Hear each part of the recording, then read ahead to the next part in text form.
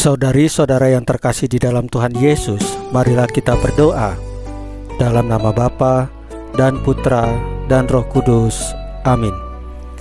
Bapa kami yang ada di sorga, dimuliakanlah namamu, datanglah kerajaan-Mu, dan jadilah kehendak-Mu di atas bumi seperti di dalam sorga.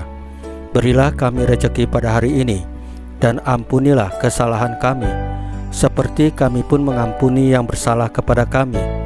Dan janganlah masukkan kami ke dalam pencobaan, tetapi bebaskanlah kami dari yang jahat.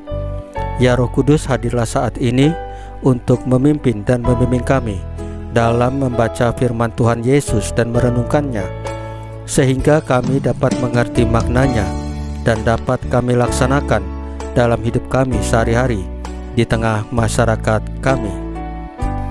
Pembacaan Injil Lukas pasal 14 ayat 1 dan ayat 7 sampai dengan 14.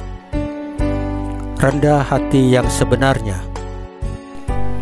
Pada suatu hari Sabat, Yesus datang ke rumah salah seorang pemimpin dari orang-orang Farisi untuk makan di situ. Semua yang hadir mengamat-amati dia dengan seksama, karena Yesus melihat bahwa tamu-tamu berusaha menduduki tempat-tempat kehormatan. Ia mengatakan perumpamaan ini kepada mereka. Kalau seorang mengundang engkau ke pesta perkawinan, janganlah duduk di tempat kehormatan, sebab mungkin orang itu telah mengundang seorang yang lebih terhormat daripadamu, supaya orang itu yang mengundang engkau dan dia jangan datang dan berkata kepadamu, berilah tempat ini kepada orang itu. Lalu engkau dengan malu harus pergi duduk di tempat yang paling rendah. Tetapi apabila engkau diundang, pergilah duduk di tempat yang paling rendah.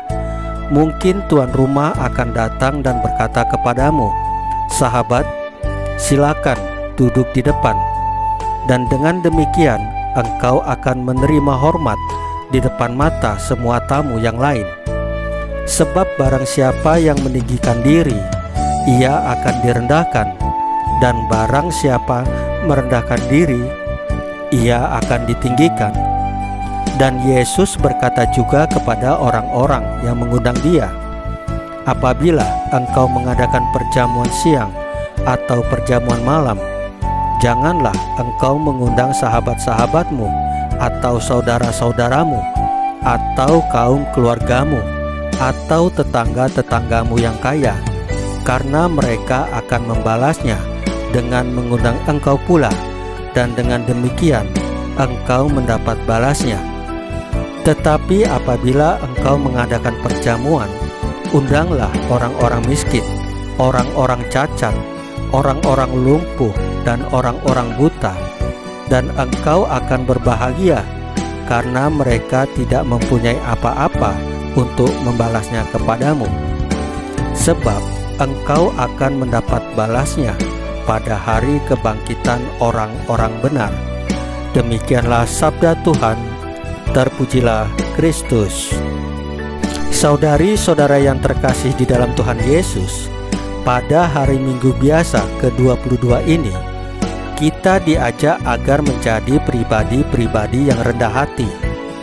Kerendahan hati itu diungkapkan dengan tidak mau menonjolkan diri, meskipun memiliki kemampuan dan mau mendahulukan orang lain daripada diri sendiri. Yesus berkata, apabila engkau diundang, pergilah duduk di tempat yang paling rendah. Orang yang rendah hati akan mendapatkan tempat yang tinggi dan terhormat di hadapan Tuhan.